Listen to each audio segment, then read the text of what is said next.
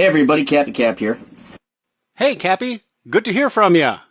Max here from the Escaping Atheism Project. Big fan of your work. Now, this was for the Christians, okay? And there are good Christians and there are bad Christians. And this one's going to be for the good Christians because, frankly, I don't care how to help out any bad people no matter what. Now, I really like your starting approach here to go ahead and acknowledge that there are good Christians and there are bad Christians. But my eyes began to roll when I heard this anyway, because I kind of expected the typical atheist or, strong atheist-leaning agnostic who grew up in a dysfunctional religious environment to give me a speech about Christianity that's probably full of shit. And while I agree with you that there are good Christians and bad Christians, some of your analysis is lacking here, and it probably hurts your work, and probably hurts some of the books you've already published. Easily fixable. Let's go on to that. The bad Christians give good Christians a bad name. Now, I don't want to nitpick here, but one of the things that we find as we engage the topic of religion and atheism in the current culture is that everybody is willing to talk about good versus bad Christians. And some Christian haters, almost all atheists, by the way, will suggest that the bad Christians are the real Christians, which is one of the reasons why it's necessary to say more than you've said here, because what you've left out is bad atheists.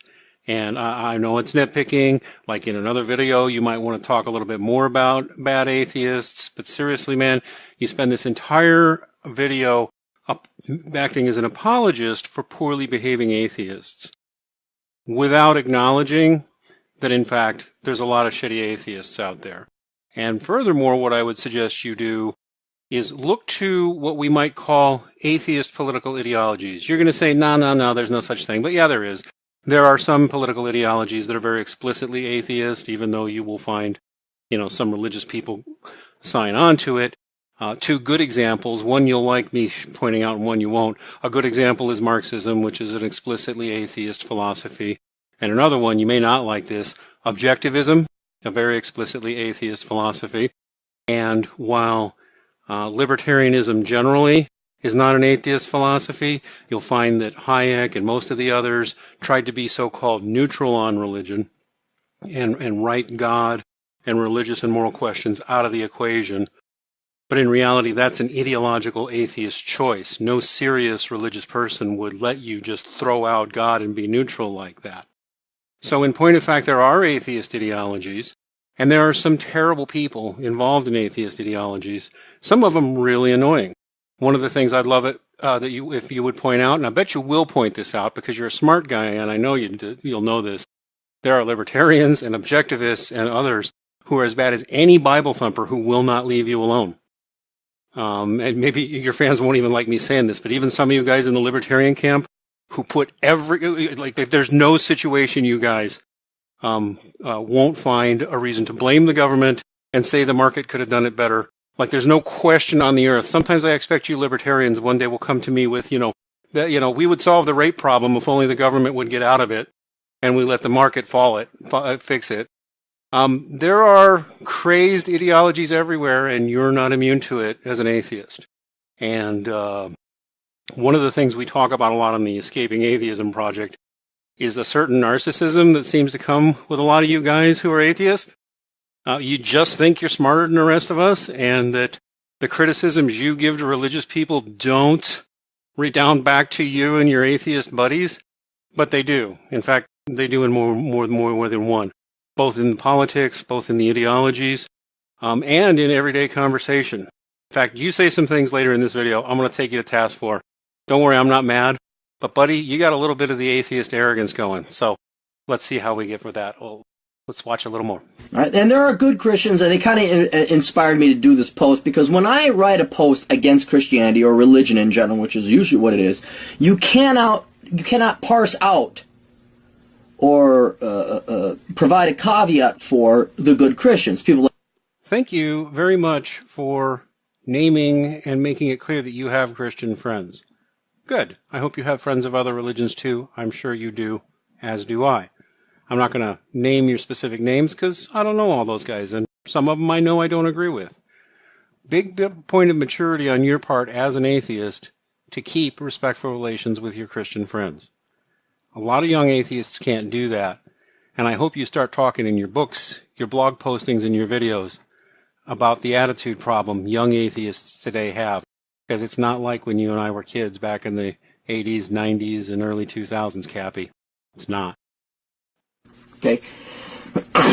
The good Christians are the ones, when I do a tirade against Christianity or religion in general, that are the first to admit that it's a belief. And this differentiates them from all the other Christians, which I'd say bad, because they're the first ones to admit they got no proof. Oh, Cappy, you were so close here. Missed it by just barely a mile. Almost there. Here's the thing. 2 things I want you to think about, Captain Capitalism, Mr. Clary.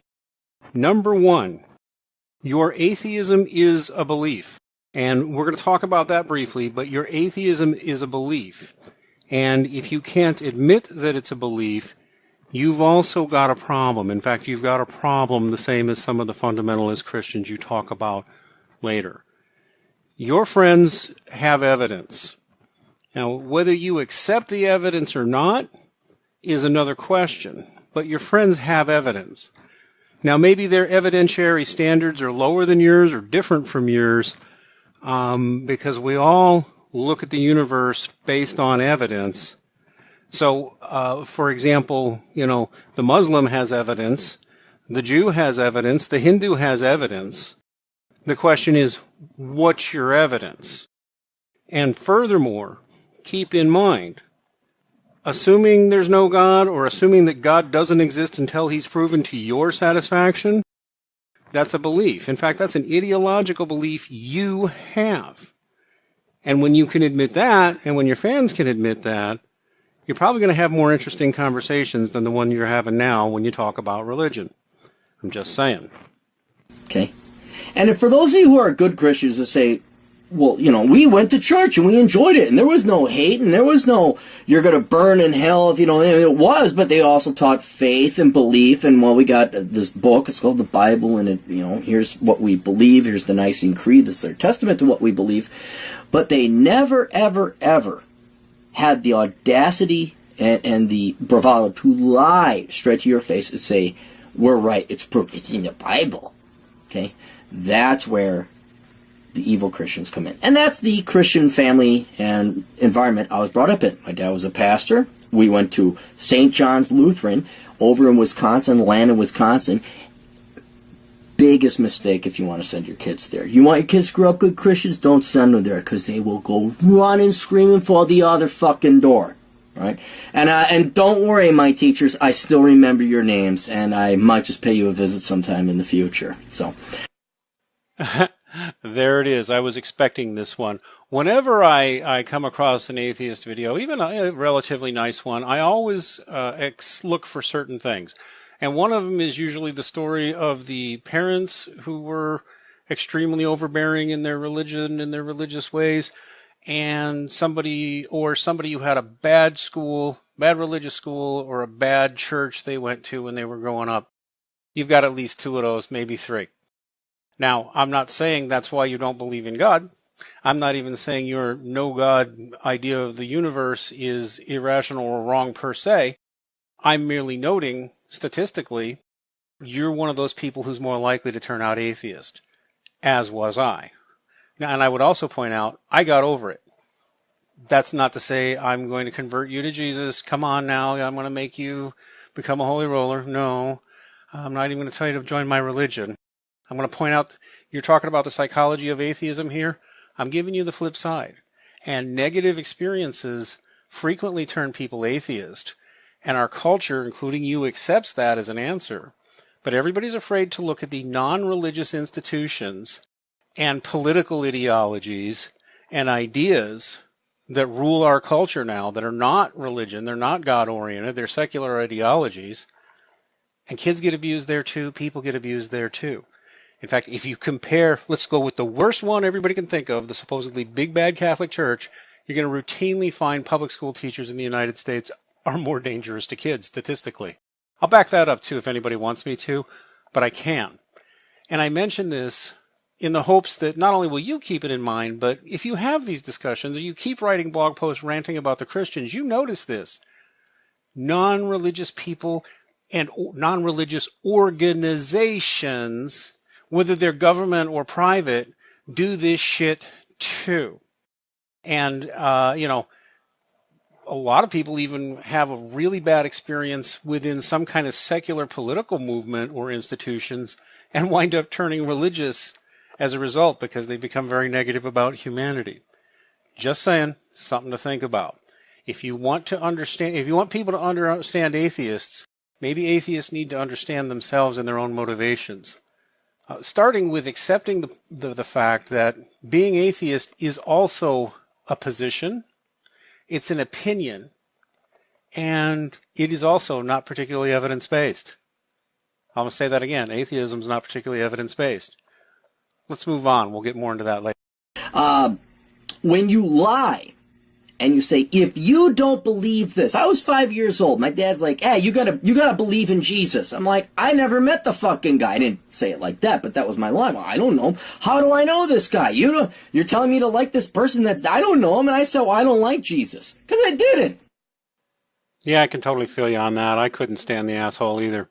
I have a different view of him now, but I get it, because that really scary and kind of arbitrary, especially to a child, that sort of arbitrary seeming thing, like you got to like this guy, love this guy, and totally believe him, or it's crispy critters for you, and you're going to just be sitting there in fire screaming for the rest of eternity. Man, this is not a healthy thing. So I feel you. And then my dad tells me right to, well, then you're going to burn in hell. Fuck you! Still totally feeling you. I really am. If that's the terms of the deal here, might as well go to hell. All the good people are going to be there, right? I mean, I'm not even being sarcastic. I don't believe that, but let's keep talking. Still, it's one of truth or lies. The good Christians tell you the truth. You know what? Yeah, coming up frankly, directly, like Dennis Prager said, we ain't got no proof. It's belief. It's faith. Blowing the referee whistle here, throwing the flag, issuing the yellow cards as they do in that crappy soccer game that the Europeans call football. Yeah, no. I don't know if Dennis Prager said that, but I don't think much of Dennis Prager. As an atheist who was very, very into science and taking evidence very seriously, when I got back into the God question, I was looking for evidence and I was looking for proof. And I found evidence and I found proof. Once again, I'm not telling you this because I'm going to give you the mystic spell that's going to make you come to Jesus. I'm just saying it's wrong to say there's no proof. There's a lot of proof. And I'll give you some at the end of this video. Now, what this also explains, I'm trying to explain this to my good Christian friends, or just the good Christians out there, is why it seems agnostics and atheists hate you so much. And here once again you go a little off the rails, my friend. Here's the thing. We're in a different era now than when you and I were young, Cappy. When you and I were young, and we're about the same age. I think I got a few years on you, but not many. And it was very subversive to be atheist when we were kids. And it was still sort of subversive all the way up to the end of the 90s and maybe the early 2000s. It's not like that anymore. And a whole young generation has been raised non-religious. And their hatred of the religious frequently has nothing at all to do with these negative experiences. They hear about these negative experiences that older guys like you tell. And that's not that your experience is not valid, but that's all they hear of Christians and Christianity anymore. And they have almost no background. And so they think that's what's typical of Christians. And furthermore, they've been taught lies historically about Christianity. If you see an atheist, they started out probably under the thumb of some tyrannical Nazi uber-Christian family or a pastor, and they go running the other fucking direction. Bingo.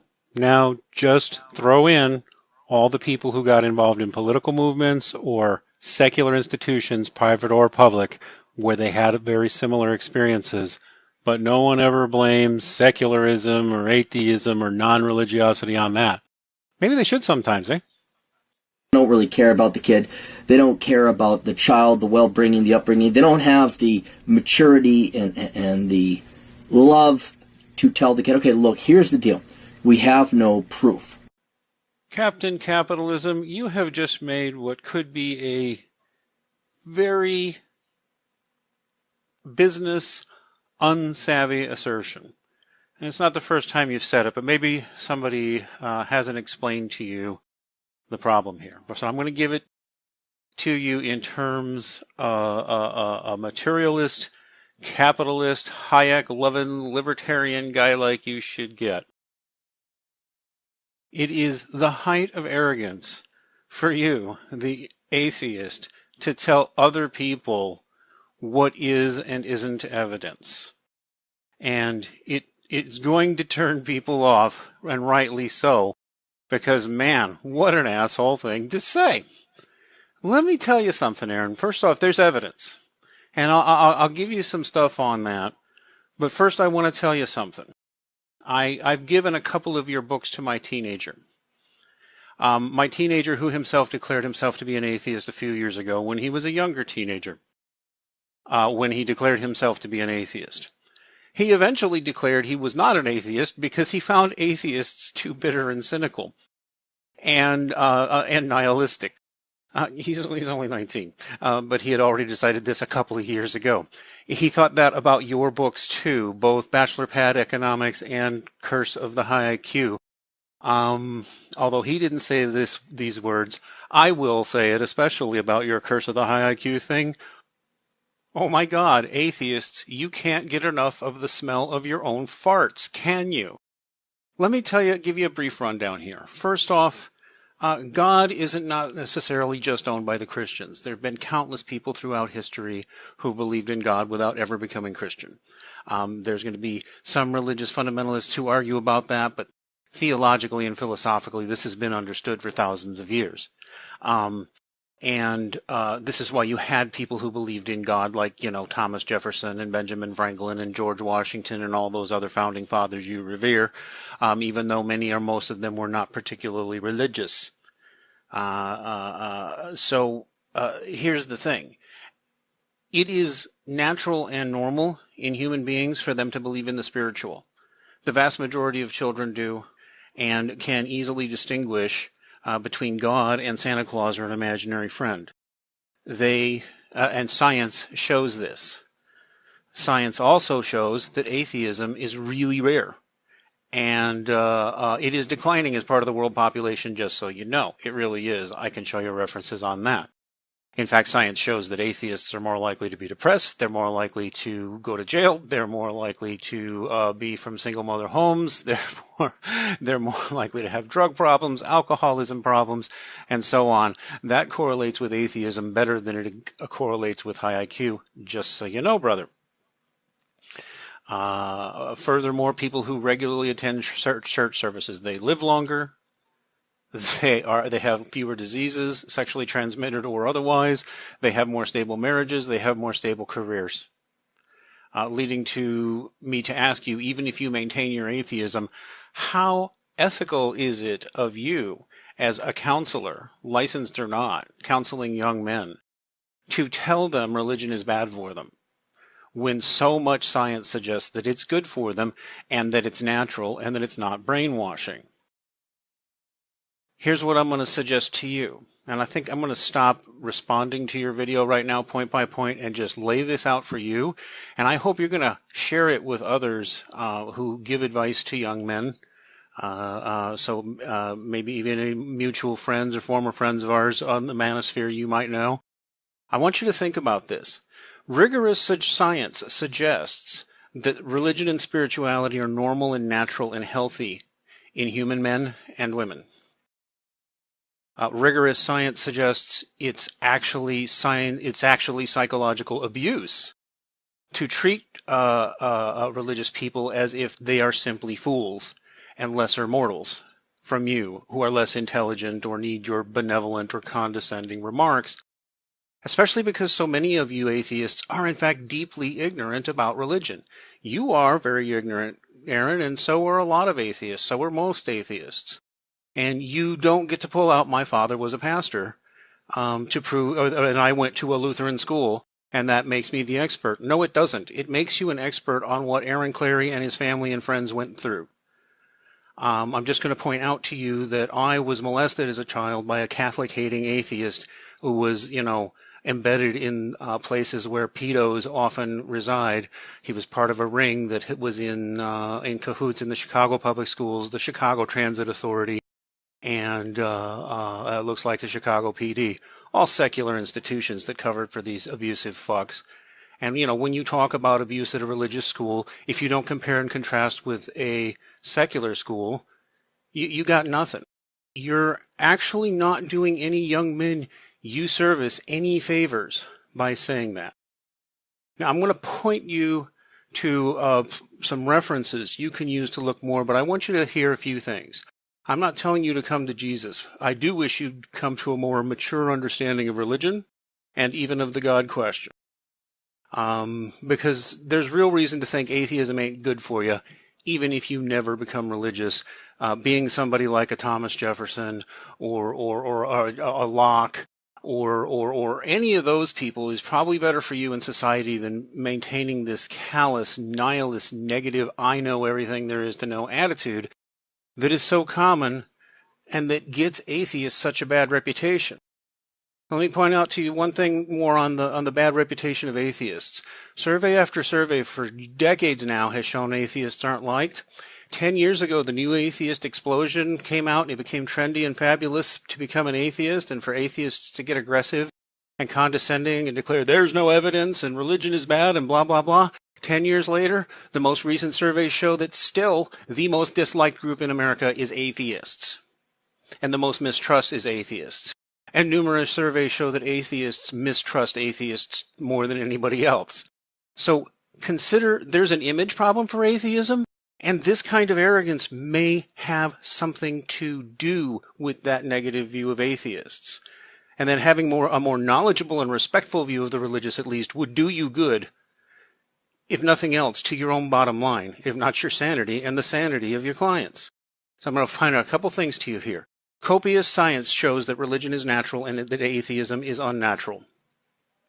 So human beings are wired for some sense of the spiritual, even if they don't go Christian. It's just so. 2, there's evidence also in physics, both quantum physics and cosmology, that suggests at minimum that something intelligent and all-powerful is driving the laws of physics and driving the universe. That is not evidence for the Bible or Jesus, but it is evidence for what everybody would call God. A great intelligence that drives everything in the universe and controls everything. That's, Thomas Aquinas, a Christian, said this all people call God because he, the Christian theologian, understood, unlike you modern atheists, that people other than Christians know what God is.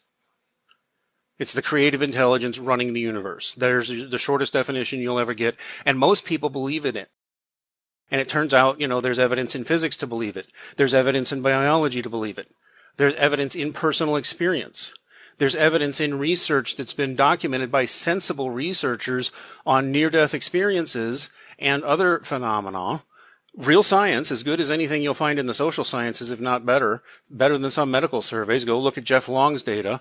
I'm going to give you a link to a video you can check out, which has copious links in the low bar that shows over and over and over again that what you do maybe instead is say, well, I'm not a believer, but I know a lot of healthy and reasonable and rational people are believers.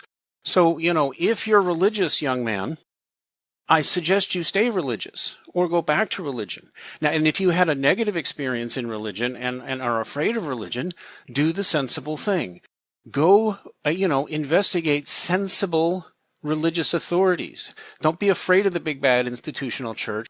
Find out where they get their teachings besides saying just the Bible. No, where were they theologically trained? What is their theological pedigree? What do they believe and what do they not believe? What do they practice? Who's in charge? Is it just based on one guy and his charisma? Or is there an accountable body there if there's misbehavior? Where does their theology come from? What is their reputation in the community? Look for what is sensible and stable and not cult-like. And if you, an atheist, are too stupid to be able to say, yes, there's a difference between Christian cults and sensible, organized, reasonable Christians, you've got a problem. Now, I'm going to point something else out to you. When it comes to dealing with men and men's issues especially, maybe I'll send this to Allison Tiemann and Paul Elam while I'm at it. I don't know. We'll see. You know who the people assisting young men by and large are?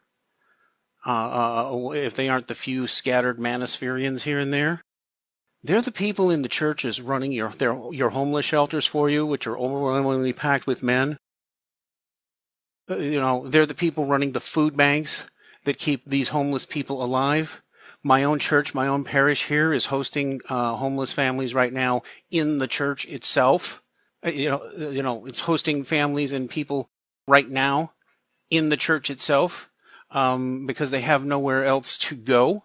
And we take turns. We're Catholic, but we take turns with Methodists and other Protestant groups to make sure people are fed. And it's overwhelmingly men that are needing the services, by the way. I won't say there's no female favoring among the various Christians offering these services, but they're the only ones doing it.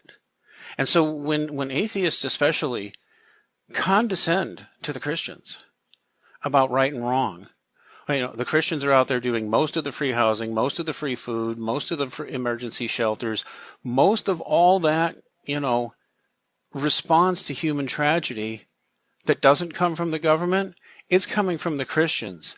And it comes more than anything from the organized Christians in the organized denominations. The Catholic Church is the biggest charity in the United States. Thank you very much. But that's not to put any snuff against the Lutheran charities, the Methodist charities, the Baptist charities. Even there's some Jewish charities and Muslim charities. But we're the ones who do the human charity work. We're the ones who, are actually there when the disaster happens. I mean, it still happens to be the case that you can call up many churches, many churches, you can call them and tell them something like, man, I'm in desperate trouble. I cannot pay my electric bill. Or I need money for gas to get to work, or I'll lose my job. How often? They won't just help you. They'll have an office whose job is to figure out how to help you. I mean, there'll always be limits, but this is the big bad evil Christians who supposedly control everybody. We're the only ones still doing this kind of work. You might want to have some respect for that. You might want to have respect for the fact that copious science suggests that if you're in an organized, responsible Christian denomination, and yes, that can be determined, the crazy Christians can be determined from the uncrazy Christians. It's not hard. Look for the organized denominations with sane people who are either not frothing right-wingers or flaming left-wingers. Look for the sensible ones. If you have spiritual inclinations, young man, why wouldn't you follow them? Copious research says just that being religious is more healthy than not in the average human animal. Atheists aren't smarter. They aren't better educated. Okay, they've come to a conclusion. They believe in the causeless universe, no ultimate morality, no ultimate right and wrong. It's all selfish gene propagation and all that shit. But sensible, rational people can look at the evidence and come to a different conclusion from you. Your atheism is a belief, and it has logical consequences to its belief, like you just feel entitled to pontificate on subjects you don't understand, like religion. Remember, you can only speak to your education and your background in this. As a former atheist, I'm not telling you to come to Jesus. I'm telling you that if you don't have respect for the fact that your atheism is your opinion, and an opinion that is likely to cloud your judgment if you're not careful and make you judge things you don't understand and people you don't understand. Hell, I'm even telling you that inflicting atheism on your clients might be what you call therapeutic abuse. In fact, it used to be universally acknowledged that disparaging someone's religious views would be therapeutic abuse. And not only would it be therapeutic abuse to disparage their religious views or encourage them to give up any sense of spirituality, you'd be, even based on evidence, you'd be wrong to do so. Because there's a lot of evidence that the psychology of atheism is toxic to a lot of human beings. And you thought there was no objective evidence for God, but there is. I did not even talk about the Bible. But if you want to talk about Christianity and the Bible, what I would say is this. It's not good enough for you to go read some Bible debunkers. If you want to get serious about religion, you don't just go to the Bible debunkers. You go to their critics. Their critics have answered their shit. There's all kinds of books you can get from really smart Christians who've addressed all, people like Richard Carrier and the Jesus mythers and then the Gnostic. They're serious Christians, really serious ones. Not just Bible thumpers, but people with, degrees and background and years of experience and really high IQs that will challenge the Jesus mythers and challenge the Bible debunkers. You think no smart Christian's ever encountered the Gnostic Gospels and doesn't have an opinion? You think no smart Christian has ever looked at the Jesus myth debunkers debunking Jesus and looked at them and debunked them? They have. It's the height of arrogance to pretend that you understand these issues so well. You can just say, we have no evidence, it's not logical, it's not rational, it's just belief. Bullshit, motherfucker. I'm gonna tell you that I was an atheist or atheist-leaning agnostic for almost 30 years. I decided God was real based on the evidence in my early 40s. Now, I never try to inflict my religion on people, but when you guys start talking like you are the avatars of what is evidence and what is not evidence, like you are the avatars of what is reasonable and what is not, you're the avatars of what's rational and what's not, like you own that which is evidence-based and the rest of us are just fools who blindly go, oh, look, it's in this book, so I'm going to believe it. Seriously, I don't usually do this because I hate how atheists are atheist obsessions with high IQs, but you're all obsessed with high IQs. It's one of the many identifiable atheist traits. Sorry, but it is. The way you guys think is analyzable and quantifiable. You're obsessed with high IQs. Listen, Aaron, I read your Curse of the High IQ. Mine's higher than yours, buddy. And there's rational reason to believe in God. And seriously, it's reason for me to think, why would I expose my kid to you? I mean, my older one was smart enough to figure out you were full of shit on his own. But I felt kind of bad about it, but then I realized no. And then when I started talking to him about the logical evidence for God, he was very open and receptive to it because there is logical evidence for God. Now, you could come to whatever conclusions you want, but when you sit there and inflict them on others as if you are the avatar of rationality, you know what evidence is and the rest of us don't? It's reason to wonder seriously, not only are you sane, but really how big of a fucking narcissist are you, asshole? And by the way, you know what's real noticeable trait and predictable among atheists? They declare themselves to be assholes. They do. Y'all do it so often, it's ridiculous. It's just one of many predictable atheist traits. You're all kind of narcissistic because you're all kind of insecure. And most of you have daddy issues. I'm sorry if you don't like my noticing that most of you have daddy issues, but most of you do. It's most of you drink too much, too. Again, I don't have to be a Bible guy to notice this. I got science on my side and decades of personal observation. None of this is about you personally. I mean, really, I'm sorry if it sounds like I'm mocking you, but I'm mocking you. Your atheism doesn't make you smarter. It doesn't make you more scientific. It is not particularly evidence-based. It is not particularly more rational than anybody else, you dumb fucks. We have evidence. It's evidence you find unconvincing. That's all that's happening here. Because it is rational to think something intelligent beyond human ken and understanding, something intelligent and all-powerful, is running things like the laws of physics, the laws of space and time, the laws of probability. I mean, hell, Aaron, if nothing else, if you look at an insurance actuarial table and you look at regular churchgoers versus not, it might be really professionally irresponsible of you to keep encouraging young men to be atheists like you. And it might actually help it might help your bottom line as a counselor and an author to get a little more humble, to say things like, I'm not a Bible scholar. I didn't have a good religious upbringing, so I'm not neutral. If you're interested in the spiritual, maybe I could refer you to some people I know who are not insane. You know, and those sorts of things may actually help your bottom line, Captain Capitalist, and anybody else out there who is trying to sell books and trying to sell advice helping young men. And here's one more thing. Most of the great human rights leaders, civil rights leaders, whatever you want to call them, revolutionaries, most of those great spiritual and political leaders were religious, and at least, or if they weren't religious, they respected the religious, and they respected the idea of God, and they respected people who took it seriously.